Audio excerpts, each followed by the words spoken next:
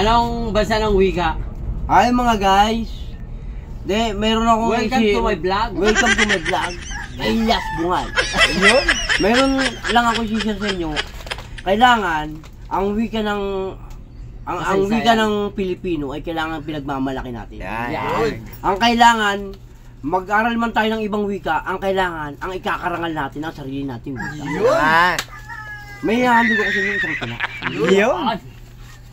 Ito'y nagmumula sa aking pagka-Pilipino. Yun! Wika ng kasaysayan. Yan.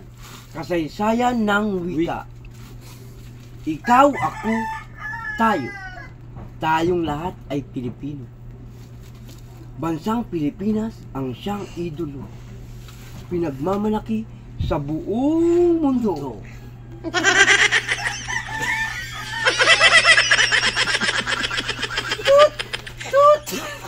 Tayo'y nararapat na magtulungan.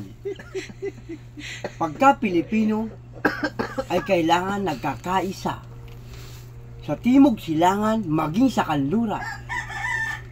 Lahing Pilipino ang ating ikarangal. Maraming salamat mga guys. A few moments later. Ano sa'yo pare? Ito pabasa. Wika ng pambansa. Wikang pambansa. O, pinagmamalaki natin sa buwan.